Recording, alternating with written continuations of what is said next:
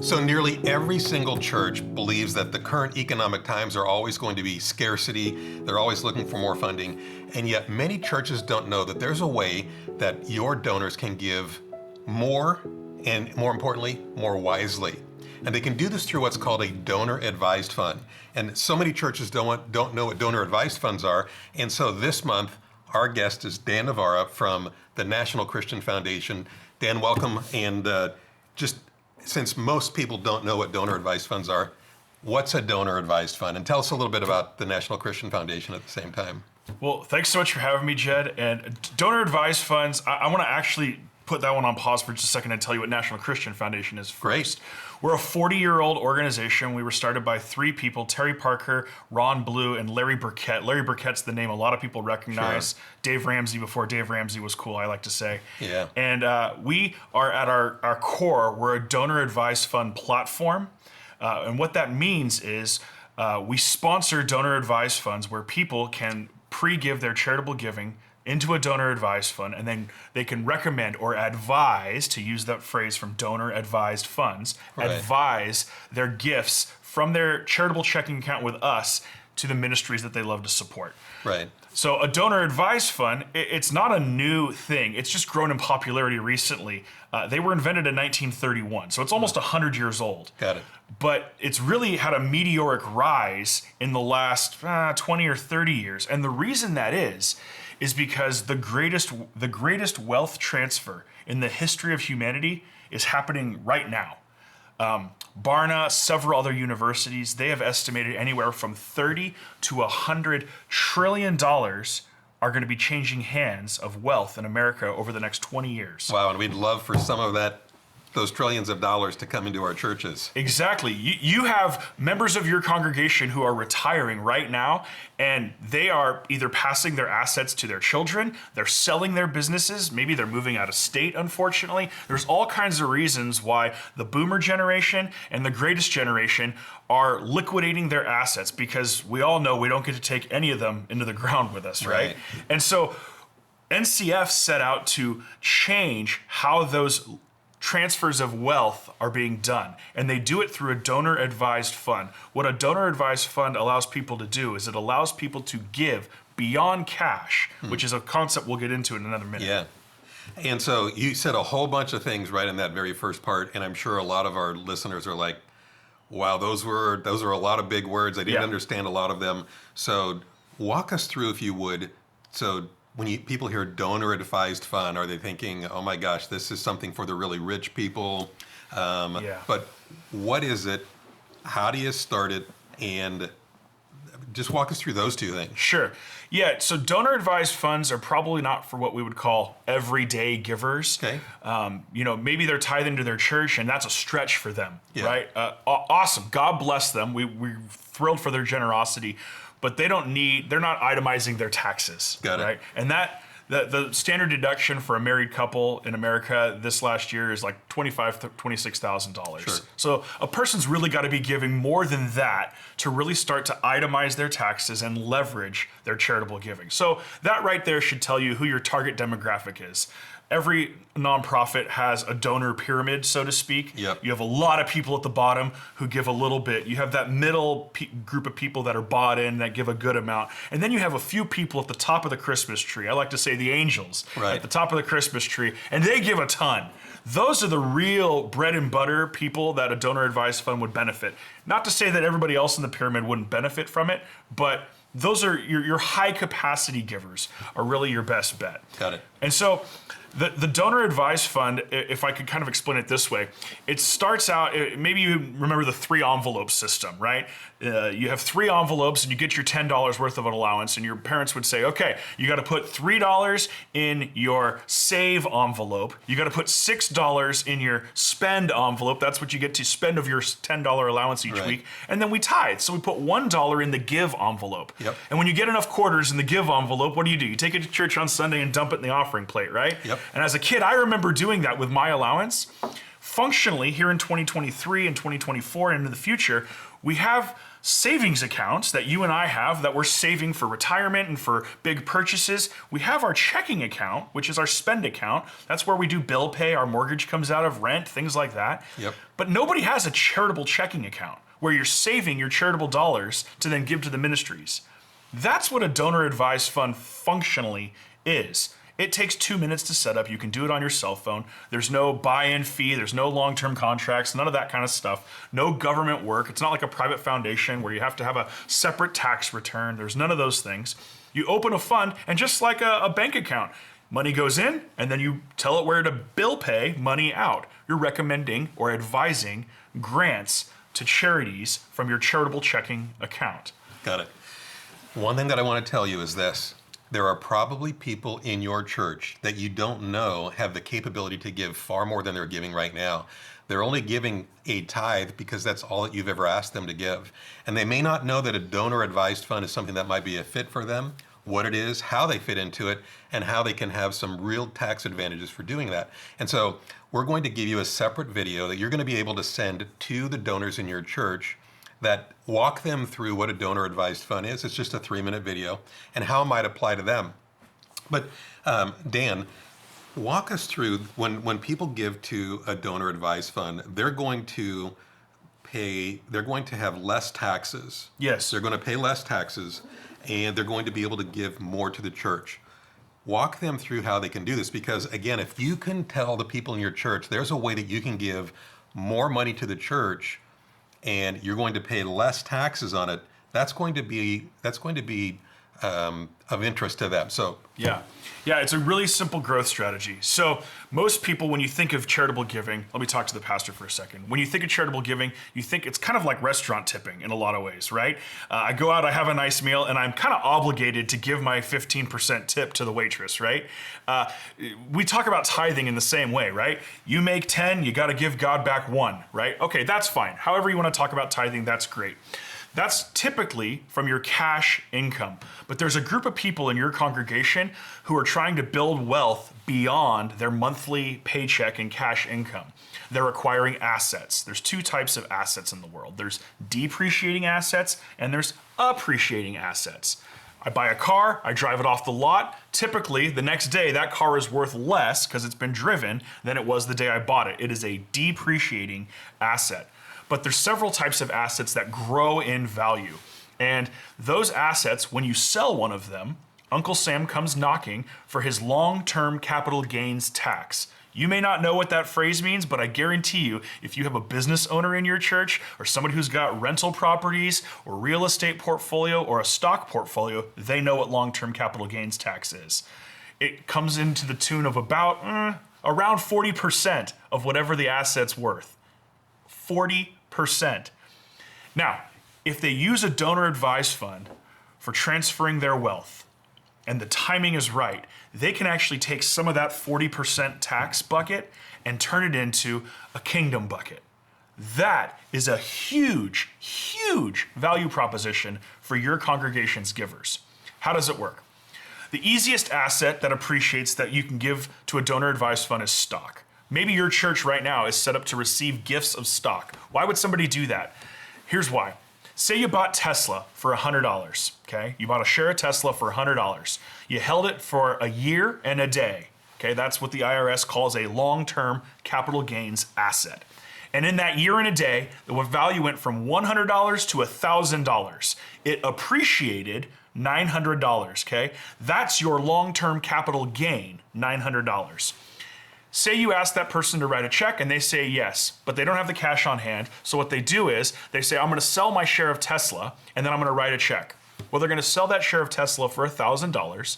Uncle Sam's going to come knocking for his 40% of the gain, which is a $900 gain. So he's going to tax that $1,000 at $360. They're going to have $540 left over to write you a check for. But if they gave that share of stock directly to a charity, either your church or NCF, we're a 501c3 public charity, we're a ministry. If they gave that share of stock directly to NCF, we sell it the next day. It sells for $1,000. They get to enjoy a $1,000 tax deduction, a fair market value tax deduction. Then that $1,000 worth of stock flows fee-free into their donor advised fund, where now they have $1,000 that they can grant to charity. Did you catch that? They're not paying the $360 in taxes because they gave the asset before the sale. You get a fair market value tax deduction, and all of that money is now available for charitable giving. And you just helped them convert $360 from taxes into the kingdom bucket. That is how a donor advised fund works at its principal form, but it scales from there. Cool. So you talked about stocks. What other kinds of assets are people giving to donor advised funds? Yeah, I'm glad you asked. So there's two other main assets that people have that appreciate that you can give. And a lot of people don't know this. Even really savvy business people. Let me tell you, you might think, Bill and Jan, they've got a really successful business. They've got to know this stuff. They have a great CPA.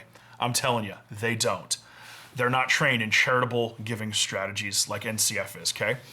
You can give real estate as a charitable gift for a fair market value tax deduction.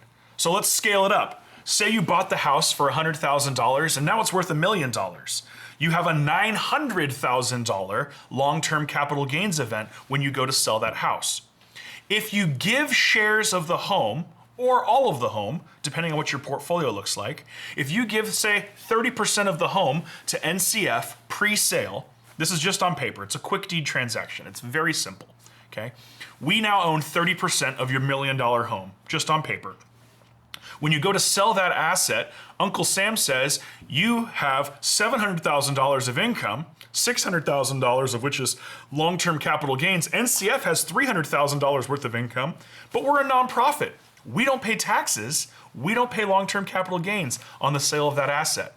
So that $300 flows tax-free into your giving fund, and you get a $300,000 tax deduction to use against your long-term capital gains of $600,000. You just made a major tax deduction added to a major liquidation event. And what you've done is you've flipped the tax bucket from charging you $360,000 if you're selling that $1 million house that you bought for $100,000. You're turning that $360,000, most of it, into kingdom dollars. Now it's free and clear to grant. And by the way, that number scales again when it comes to business transactions. Say you have a business and you didn't buy it for $1 million, you started it in your garage for nothing. You have a $0 cost basis and you've grown that business because you're a successful business person, and now it's worth $10 million, fair market value. If you were to go sell it today, you could sell it for $10 million. You're getting ready to sell the business in the next 3 to 5 years. Timing is important. We'll talk about that in a second. If the person who owns that business chooses to tithe on their business transaction afterwards, they're going to have a $10 million long-term capital gains event, a liquidation event. Then they're going to give $1 million in cash afterwards. That's great. They only get to deduct $1 million. But if they were to give the 10% of the company in advance of the sale, now they're only being taxed on $9 million. Okay, so you've already taken the long-term capital gains on that other million and you've turned it into kingdom dollars, okay? So they're gonna have more money flow into their giving fund because they chose to give shares of the company pre-sale, and they're gonna have a higher tax deduction to use in that liquidation event. They're double dipping. Business people will understand that language because they know when they're gonna go sell their business, it's gonna cost them a lot of money to sell the business, to the tune of $3.5, $4 million if it's a $10 million company, and those are your gains. So it really is an incredible opportunity, Judd, to help steward people who maybe they're not in the demographic when you preach on tithing and talking about biblical stewardship, because we're really trying to get, the reality is most congregations, 80% of the people have credit card debt. Mm-hmm. And so we're talking about that other group of people who maybe have the spiritual gift of giving, and they haven't been stewarded and taught how to give biblically yet, right? You teach on the passage in Acts chapter 4 where Barnabas sells a plot of land and lays the money at the apostles' feet. And most pastors skip right over that and go to Ananias and Sapphira, mm-hmm. right? And they talk about what happens when you don't give, right? I want to stop at Barnabas and celebrate the fact that he did an asset gift. He gave from his assets, not from his income. That is a huge economy-shattering, earth-shattering, needle-moving in the kingdom opportunity. Got it. So, As you listen to this, I'm sure you're thinking, wow, Dan's an expert in this. He knows what he's talking about. Maybe half of what he said, you're like, I kind of got it. Mostly what you heard was, okay, I think I heard that people have assets. People can give them in a way that reduces their taxes. But you're still probably wondering, wow, do I need to become an expert in this? Like, there's no way I'm going to repeat half of what Dan just said. I don't even know that I understood it. So I want to break things down a little bit and tell you kind of a couple of steps that'll make this really simple. The first one is setting up a donor advised fund is just like going to a bank and setting up a new bank account. So we're gonna and you can set them up with NCF. There's a variety of other companies you could do this with. We like NCF because it's National Christian Foundation. They really have established themselves to deal with the Christian market. And so they have the church in mind and they have the donor inside the church in mind. Somebody could go to NCF and in just a few minutes they can open an account. And it's identical to opening a bank account. They're just gonna put in a little bit of information. Now they have a donor advised fund. And that's where Dan's going to come in. And you're going to be able to direct people to Dan. And Dan's going to walk them through the entire process. All you basically need to know is this. There are people in your congregation that have significant means to give to the church that they've never probably exercised. And when we introduce them to this new tool to them, it's not new to the world, but when we introduce this to them, they're going to find that they can give far more to the church in a much wiser way. It's going to help them from a tax point of view. And honestly, they're going to be really happy about this because they're gonna know I'm giving more to the church. I'm supporting my church better and in a wiser fashion. So there's a video that you're going to be able to send to them and just say, hey, we've become aware of donor advised funds, and if you are somebody that would like to learn how to give more to the church in a way that could have some tax advantages to them, and you might want to send this out to everybody because you never know. If people know that they're the ones that are capable of giving, they're going to take advantage of this. It goes to somebody that's in that 80% that Dan discussed, that they just simply are living paycheck to paycheck and they're tithing. Great, they're not going to do anything with it. But to those that do have the means, this is going to be something that is going to be significant for them in their life and their ability to give. And there's so many more advantages to it that we don't want to go into because as a pastor, you're not a financial expert. And Dan could explain all of the nuances, but much in the way that you might have gotten a little bit lost in what he's just said, we don't need to go into any more detail. But just know that when you introduce a donor advised fund to your church, it's going to help in terms of giving today, giving tomorrow, but also for legacy giving, where when people pass away, there's some mechanisms here that are going to help them in that mode as well. And it's going to set up really a new revenue stream for your church, and often a very significant revenue stream. So we just wanted to make you aware of the donor advised fund. Super glad that Dan, you came to talk about it with us this month.